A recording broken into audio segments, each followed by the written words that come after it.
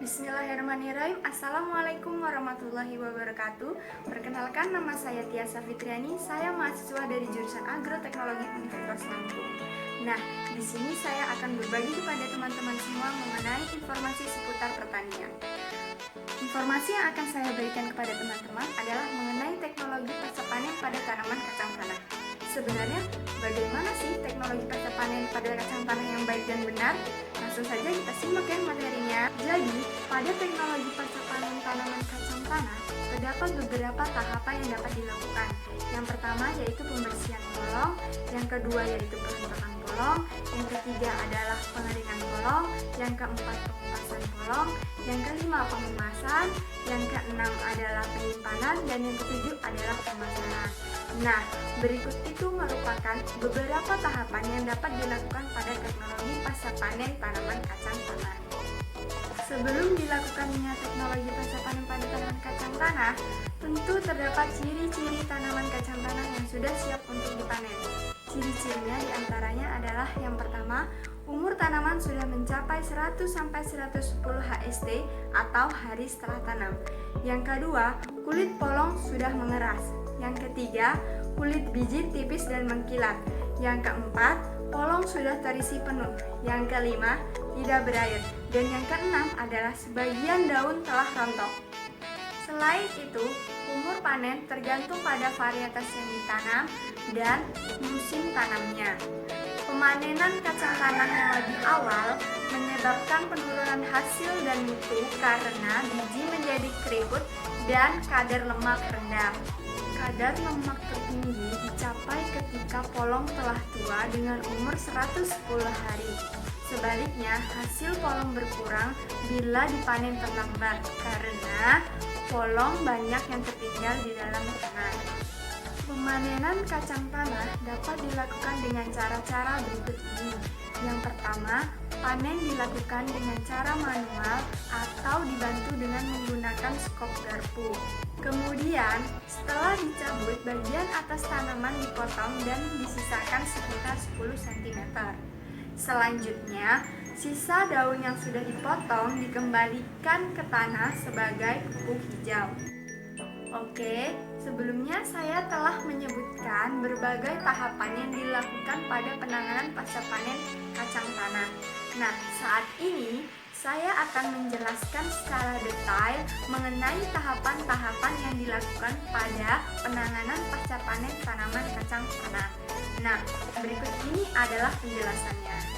Untuk tahapan yang pertama yaitu pembersihan polong. Setelah polong dipanen, biasanya tidak bersih. Oleh karena itu, perlu diadakan pembersihan polong supaya dapat memisahkan polong dengan tanah yang masih menempel pada kulit polong. Tahapan yang kedua adalah perontokan polong.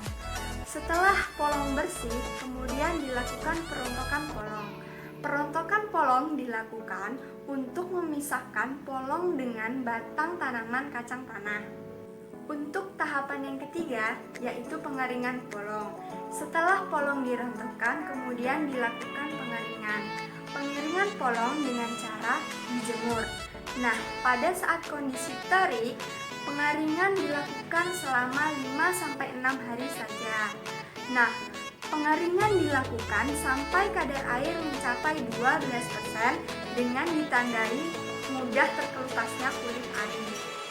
Hal ini sesuai dengan pendapat Rahmiana pada tahun 2015 yang menyatakan bahwa pengeringan kacang tanah perlu dilakukan karena membiarkan polong dalam kondisi basah lebih dari 24 jam dapat menyebabkan polong berlendir sehingga menyebabkan mudah terinfeksi jamur Aspergillus flavus dan terkontaminasi oleh aflatoksin. Kemudian, tahapan yang keempat yaitu pengupasan polong. Pengupasan polong dilakukan secara manual dengan menggunakan kaki dan tangan. Cara pengupasan polong kacang tanah dilakukan dengan cara menggerakkan polong maju dan mundur sehingga kulit polong akan terkelupas karena adanya gesekan. Untuk tahapan yang kelima yaitu penyimpanan. Penyimpanan dilakukan untuk benih atau menunggu waktu yang tepat untuk menjual ke pengumpul dan ke pedagang besar atau industri pengolah kacang tanah. Nah, untuk tahapan yang keenam yaitu pengemasan. Biasanya kacang tanah yang telah sampai ke pedagang masih berbentuk dalam karung goni. Pedagang biasanya memindah polong kacang tanah ke dalam tampah. Setelah itu, biasanya pedagang menjual polong kacang tanah dalam bentuk kemasan atau dibungkus dalam kantong plastik. Biasanya berat polong yang dijual bervariasi antara 1/4 kilo, setengah kilo, 1 kilo, bahkan lebih. Kemudian untuk tahapan yang terakhir atau tahapan yang ketujuh yaitu pemasaran. Biasanya kacang tanah dijual dalam bentuk sudah dikupas maupun belum dikupas. Untuk kacang tanah yang sudah dikupas biasanya dijual dengan harga Rp30.000 per kilo.